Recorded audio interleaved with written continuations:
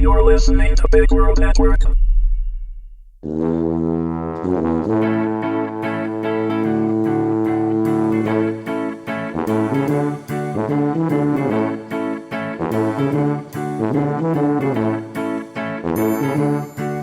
Average, Season 1, Episode 6, written by Jonathan Thompson, read by Heather Thompson. At 16, I was the opposite of athletic. Not just physically, but mentally, if that makes any sense. I'm sure that if I had any desire to, I probably could have forced my lanky body through any sport I wanted. Well, maybe, but just the low-contact ones. Preferably no contact, though.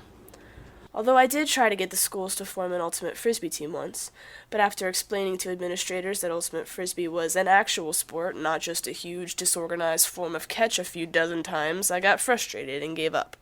So, thanks to my complete lack of interest in athletic endeavors, I was left a tall, thin, gangly figure. Also, I had terrible hand-eye coordination. Somehow, though, I was still enough to absolutely terrify the masked Magnokinetic who had called me out. It was pretty rude of him to drag me out here for a duel and have no follow-through. If there is one trait I value in villains, it's commitment. On top of that, I was furious in a desperate caged animal sort of way. Not only had he drawn attention to me at school, where I had worked hard for years to stay under the community radar, but he could be a threat to my father's secret identity. So until I could get Ultrarian here to sort things out, I figured I had to do whatever I could to keep this guy quiet. Plus, he crashed my locker. My lunch was in there. Even though I couldn't see any of his face, his horror was evident in the shuddering metal around us. It was like he was flailing, only with invisible magnetic limbs. "Wait!" he said, throwing up a hand to stop me. The voice that had summoned me was totally gone now, replaced by a pretty standard, somewhat nasal male voice. Every few steps I felt a small push, but muscled my way through it. I relished the rare chance to refer to anything I did as muscling. At least I could take one good thing from this experience. I could almost catch him now. Reaching a hand out, I realized something fantastic. If this guy did actually know who my father was, he probably assumed that I was supercharged too, which was a huge advantage for me. In the super community, my dad was honored and feared. He had a massive array of powers with no known downside or weakness.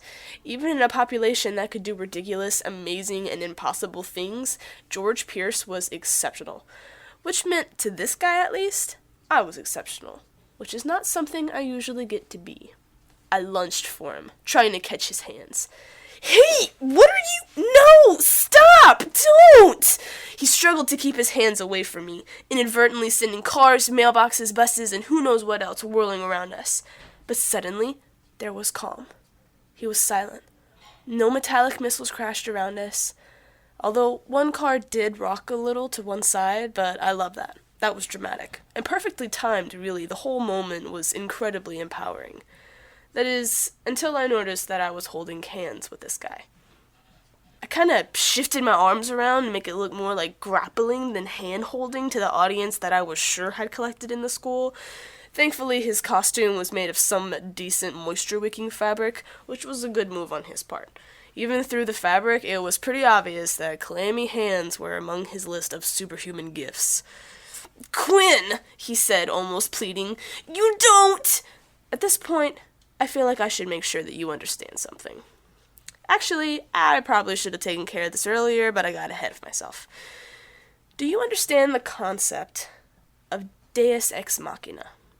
It's a plot device wherein the solution to a problem comes out of nowhere and fixes everything, and the world is suddenly perfect and happy again for no good reason.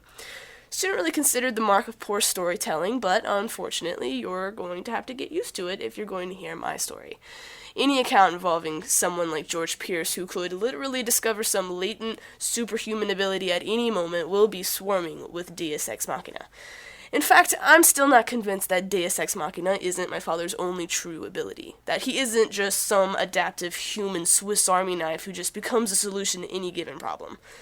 In this case, the solution was skywriting. I wish more of life's problems could be solved with this dying art. Still locked in mortally awkward combat, I saw words begin to form in the sky behind my adversary's quaking head. It happened slowly, and I didn't immediately believe it, but how often do you see a cloud shaped like a Q? A rabbit or a duck? All the time. But a Q? Not so much. But it went beyond just a cue. It spelled my name.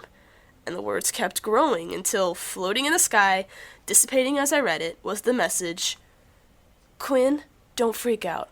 Student lot." This took a little time and effort to process. Maybe interpreting skywriting takes up a part of the brain that's generally unused, but I had no reaction for a long time. I maintained my death grip on my assailant. Finally, looking directly at his faceless face, I asked, "My dad put you up to this, didn't he?" "Yes, Quinn, I'm a friend of your dad's." He gulped hard. "I don't know anything. He just asked me to." I let go and started walking towards a student parking lot down the hill set further back in the woods. "Don't worry about it," I said. "I get it." I was thankful for the warm-up round, if nothing else, because now I was going to beat the snot out of Ultrarian.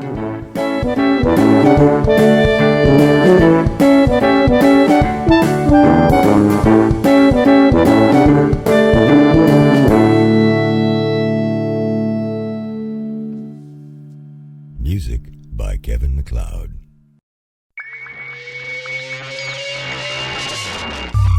You're listening to Big World Network.